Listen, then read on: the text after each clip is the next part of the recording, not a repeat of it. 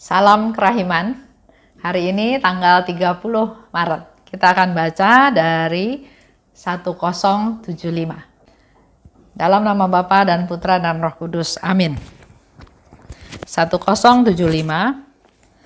Jiwa-jiwa yang menyebarkan devosi kepada kerahiman ilahi akan kulindungi seumur hidupnya, seperti seorang ibu yang penuh kasih sayang melindungi bayinya.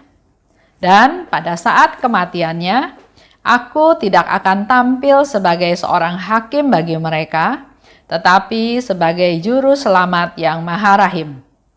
Pada saat terakhir itu, jiwa tidak akan mempunyai senjata apapun untuk membela diri, kecuali kerahimanku. Berbahagialah jiwa yang sepanjang masa hidupnya membenamkan diri dalam sumber kerahiman, sebab ia tidak akan dihadapkan pada pengadilan. 1075. Jiwa yang menyebarkan penghormatan kepada kerahiman ilahi. Apakah termasuk kita-kita semua, ya? Dikatakan oleh Yesus, akan kulindungi seumur hidupnya. Bagaimana contoh perumpamaan yang akan Yesus lakukan melindungi kita-kita semua? Dia dengan jelas memberikan contoh seperti seorang ibu yang penuh kasih sayang melindungi bayinya. Karena ada juga ibu yang jahat, ya. Sebaik-baiknya ibu, kita tahu ada juga ibu yang memanfaatkan anaknya, menjual anaknya. Karena dia benci sama suaminya, anaknya mukanya seperti suaminya, terus dia benci sama bayinya, ya. Di sini Yesus pertegas seperti seorang ibu yang penuh kasih sayang. Ibu yang penuh kasih sayang, yang menjaga bayinya, yang menjaga anaknya, dia rela bangun, dia rela nggak makan apa-apa, asal anaknya terpenuhi kebutuhan makanannya, dia lindungi, dia jaga, dia sayang, segala macam yang dilakukan oleh seorang ibu dengan penuh kasih sayang kepada bayinya. Itu yang diumpamakan oleh Yesus, aku akan menjaga kamu. Sebagai seorang ibu yang penuh kasih sayang kepada bayinya. Ya, luar biasa, ya. Itu yang Tuhan Yesus janjikan pada kita bagi mereka yang menyebarluaskan kerahiman ilahi. Yesus menjamin bahwa setiap dari kita, setiap jiwa yang benar-benar menghormati kerahiman, bukan hanya ngomongnya tentang kerahiman, tapi tingkah lakunya enggak mencerminkan kerahiman. Berarti itu belum benar-benar menghormati kerahiman. Menghormati kerahiman dan menyebarluaskan kerahimannya sesuai dengan kemampuan, ya. Bukan berarti dia bisa seperti itu, saya juga harus bisa. Kalau nggak bisa, wah berarti saya kurang nilainya. Enggak, ya. Yesus memberikan kemampuan kepada kita berbeda-beda. Tapi yang penting adalah dengan kesungguhan, dengan benar-benar menghormati kerahiman dan menyebarluaskan sesuai dengan kemampuan. Mampunya besar, tapi karena lihat orang lain, cuma kayak gitu, saya juga ikutan aja. Nah, ini yang nggak boleh, ya. Sesuai dengan kemampuan kita, karena kemampuan kita masing-masing juga berbeda. Yesus janji akan melindungi kita selama seumur hidup kita. Seperti tadi katakan, seperti seorang ibu yang penuh kasih sayang melindungi anaknya. Seumur hidup, dari sekarang sampai mati. Suatu jaminan yang luar biasa dari Tuhan. Bukan 10 tahun, bukan 20 tahun, tapi seumur hidup. Selama kita masih hidup. Dan pada saat menjelang ajal, pada saat kita mau mati, Yesus kasih janji yang lain. Yaitu, akan ku bela sebagai kemuliaanku sendiri. Yesus akan datang bukan sebagai hakim, tapi sebagai penyelamat yang maha rahim. Itu yang Yesus janjikan kepada kita semua yang benar-benar menghormati kerahiman Tuhan dan mewartakan, memberitakan semampu kita lakukan.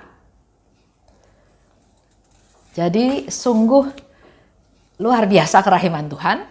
Dan juga sungguh kita perlu bersyukur, berterima kasih karena dari sekian banyak orang kita lebih tahu lebih dulu melalui banyak peristiwa. Ada yang melalui sakit penyakit, ada yang melalui masalah, ada yang melalui suatu kejadian yang tidak terduga oleh dia, tapi Tuhan memanggil kita, Tuhan memilih kita dengan caranya Tuhan sendiri. Sama seperti saya bisa berdevosi kerahiman gara-garanya tahun 2000 ada orang yang kasih gambar kerahiman. Saya pun gak ngerti itu apa. Jadi disimpan lagi. Tapi Tuhan terus berkarya. Saya masuk KPKS tahun 2003, saya ketemu dengan salah satu dosen KPKS yaitu Pak Stephen Lex yang terus bercerita tentang devosi kepada kerahiman ilahi. Nah, tahapannya dari situ. Ya. Jadi yang penting buat kita adalah terbuka dengan panggilan Tuhan, bisa melalui sarana apa aja. Dan kita boleh bersyukur, berterima kasih karena begitu banyak hal-hal yang kita tidak tahu sekarang menjadi tahu melalui devosi kepada kerahiman ilahi. Melalui apa yang dikatakan oleh Yesus kepada Suster Faustina. Semua orang banyak yang merasa berat karena harus baca buku seperti ini. Tapi Bapak Ibu tanpa sadar kita sudah hampir selesai buku ini dalam 1 tahun. Bulan depan, bulan April, 1 bulan lagi kita akan bahas tema trust, percaya. Dan setelah itu selesai, karena kita kan mulai 1 Mei. Ya. Lanjut ya. Yesus katakan, berbahagialah jiwa yang sepanjang hidupnya membenamkan diri dalam sumber kerahiman. Kita bisa menjadi orang-orang yang berbahagia. Kalau sepanjang hidupnya membenamkan diri dalam sumber kerahiman. Sebab, ini yang Yesus katakan, ia tidak akan dihadapkan pada pengadilan. Kita nggak bakal berhadapan dengan pengadilan. Karena pada waktu itu Yesus datang membela kita sebagai kemuliaannya sendiri. Nah, mari kita coba ulas ya kata berbahagialah. Kita sering dengar juga ya kata berbahagialah di Alkitab. Berbahagialah orang yang miskin. Berbahagialah ya, ada sabda Yesus di bukit. Kebahagiaan itu berkembang dalam hidup kita sehari-hari. Dulu mungkin waktu kecil bahagia kalau naik kelas. Dulu waktu sekolah bahagia kalau juara 1. Dulu bahagia kalau bisa ketemu sama teman-teman yang baik. Dan seterusnya ya.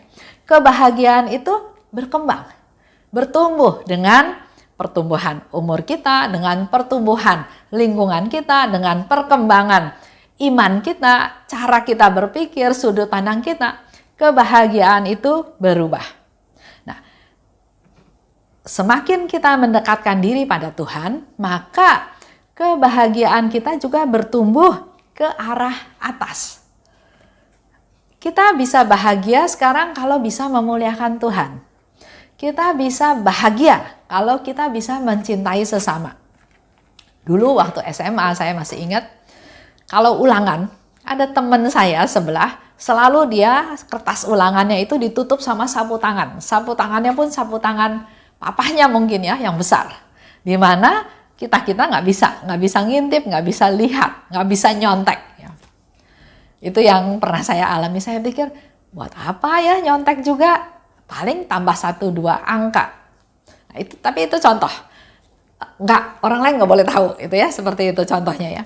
Tapi dengan pertumbuhan iman, kita sekarang lebih berbahagia kalau bisa memberi daripada menerima. Seperti firman Tuhan juga.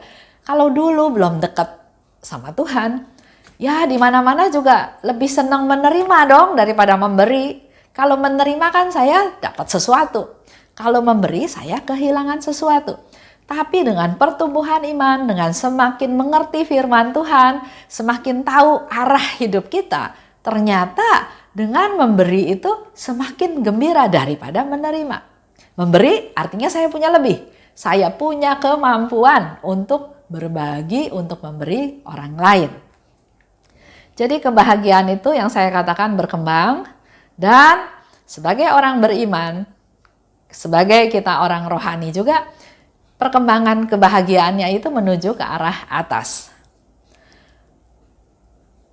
Karena bahagia-bahagia yang tadi saya sebutkan sifatnya sementara. Bahagia kalau naik kelas, bahagia kalau juara 1, bahagia kalau kaya, bahagia kalau naik pangkat. Tapi itu semua sifatnya sementara. Bahagia yang dimaksud adalah seperti yang Yesus katakan ya, berbahagialah jiwa yang sepanjang hidupnya membenamkan diri dalam Allah.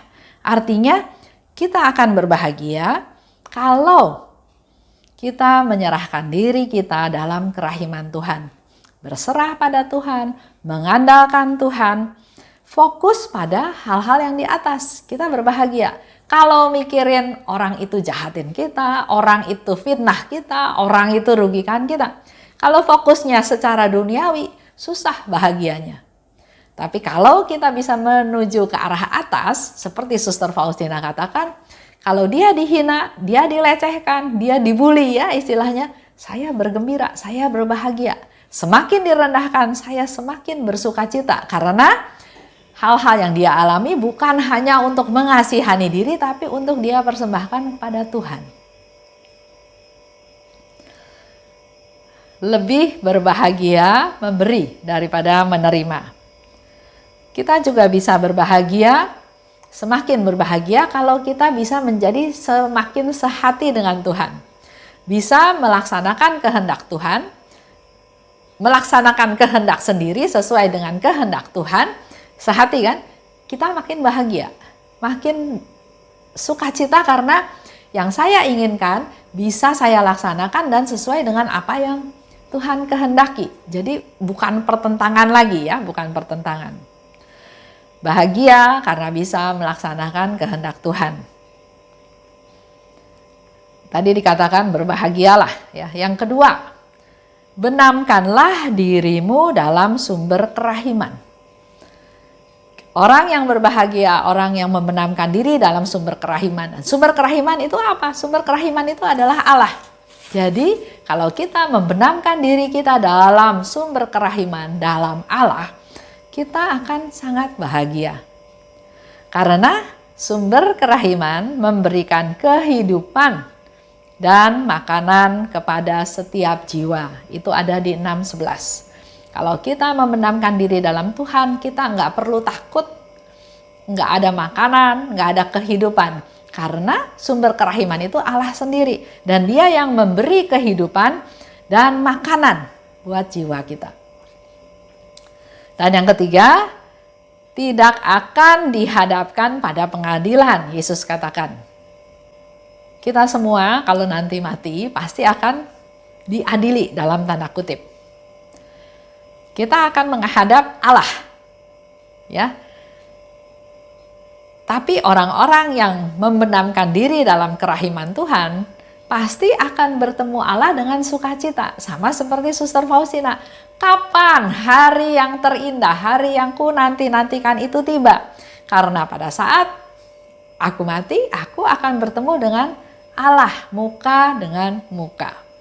Jadi kita akan menghadapi Allah kita, Allah, tapi dengan sukacita, bukan dengan ketakutan, tapi dengan sukacita karena dari hidup kita selama hidup, kita sudah membenamkan diri dalam Allah. Dan memang Bapa bukan hakim, tapi Bapa yang penuh kerahiman. Itu aja untuk hari ini, agar menguatkan kita semua untuk menyebarluaskan kerahiman Tuhan. Nggak ada yang percuma, nggak ada yang sia-sia. Memang Yesus bilang, kamu mungkin akan berhadapan dengan pengalaman penderitaan yang sulit dalam tugas kamu mewartakan kerahiman Tuhan, tapi jalanin aja. Kekurangan akan Tuhan lengkapi, akan Tuhan penuhi sehingga kita bisa bertahan. Dan berulang kali Yesus bilang, jangan kalah bertempur, jangan berhenti di tengah jalan, kita maju terus. Saya tutup dengan satu cerita ya. Ada seorang ibu yang diminta untuk berdoa.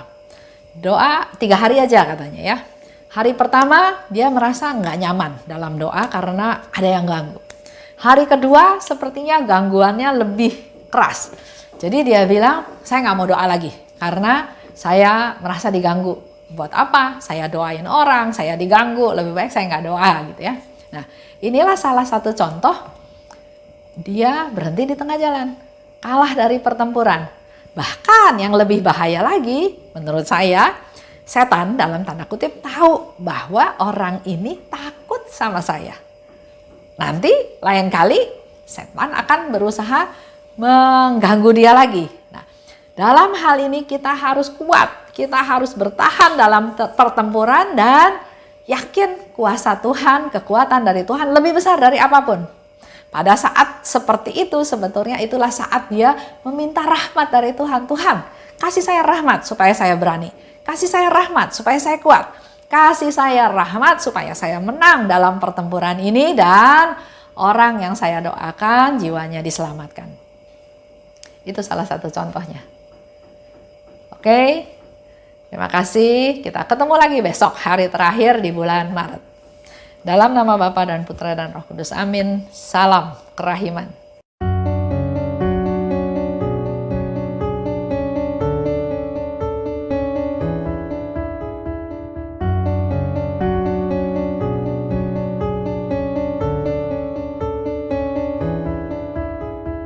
Mengapa engkau membiarkan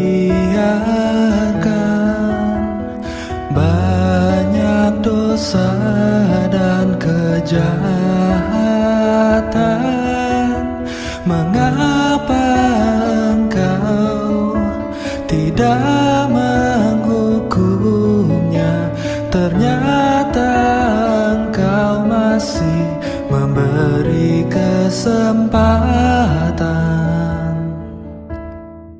Dia memperpanjang masa kerahiman. Celakalah mereka yang tak menyadari. Tulis dan wartakan kerahimannya. Mohon rahmat bagi mereka yang berdosa. Ya Yesus, terima kasih atas semua kesempatan yang Engkau beri. Ya Yesus, ampunilah atas semua dosa yang terjadi.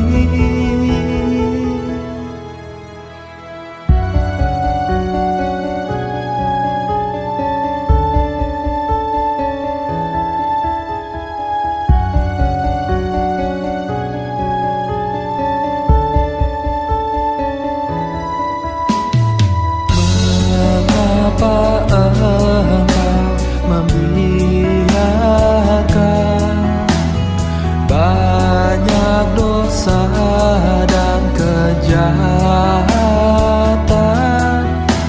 Mengapa engkau tidak menghukumnya? Ternyata engkau masih memberi kesempatan. Dia memperpanjang masa kerahiman. Celakalah mereka yang tak menyadari. Tulis dan wartakan kerahimannya. Mohon rahmat bagi mereka yang berdosa. Ya Yesus, terima kasih atas semua kesempatan yang Engkau beri. Ya Yesus, ampunilah atas semua dosa yang terjadi. Ya Yesus, terima kasih atas semua kesempatan yang Engkau beri. Ya Yesus, ampunilah atas semua dosa yang terjadi.